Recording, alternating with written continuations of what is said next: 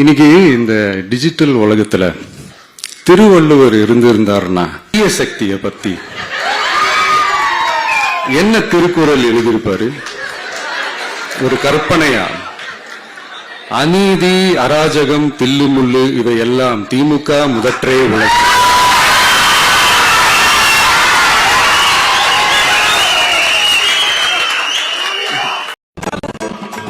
தளபதி தளபதி வாழ்க, தளபதி தளபதி வாழ்க, வெற்றி கொடிய பொழுது வாழ்க.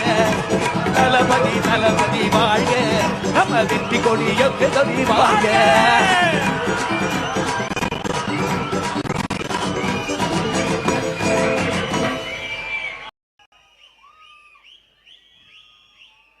வாழ்க வாழ்க வாழ்கவே, தமிழக வெற்றி கழகம் வாழ்கவே. இதோ பறக்கிறது வெற்றி கொடி, இதோ பறக்கிறது தமிழக வெற்றி கழகத்தின் கொடி, இதோ பறக்கிறது நாளைய தீர்ப்பை எழுத போகிற வெற்றி கொடி.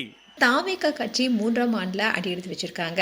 இதன் காரணமா 3ஆம் ஆண்டு தொடக்க விழா பனையூர்ல இருக்கிற அந்த கட்சி தலைமை அலுவலகத்தில் நடக்க இருக்கு. இதுல விஜய் கலந்து கொண்டு இருக்காரு.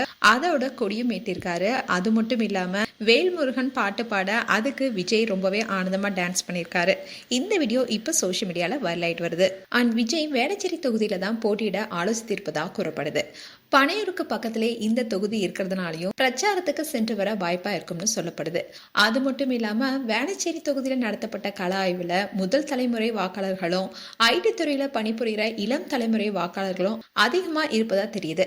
இது விஜய்க்கு சாதகமாக இருக்கும்னு சொல்லப்படுது.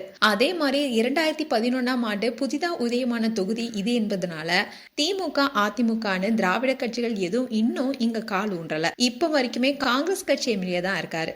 வரும் தேர்தலில் அதிமுக கூட்டணியில இந்த தொகுதியில பாஜகவுக்கு ஒதுக்கப்படும் தெரியுது. இதெல்லாம் வச்சு பார்க்கும்போது விஜய்க்கு தான் வெற்றி வாய்ப்பு பிரகாசமா இருப்பதா கணிக்கப்படுது. இப்படிலாம் இருந்தாலும் தேர்தல் தேதி அறிவிக்கிற வரைக்குமே தொகுதி முடிவுங்கிறது சஸ்பென்ஸா தான் இருக்கும்னு சொல்லப்படுது. மேலும் இது போன்ற வீடியோஸ் பார்க்க நியூஸ் தமிழ் கேட் சேனல் சப்ஸ்கிரைப் பண்ணுங்க. மறக்காம நோட்டிபிகேஷன் பட்டனை கிளிக் பண்ணுங்க.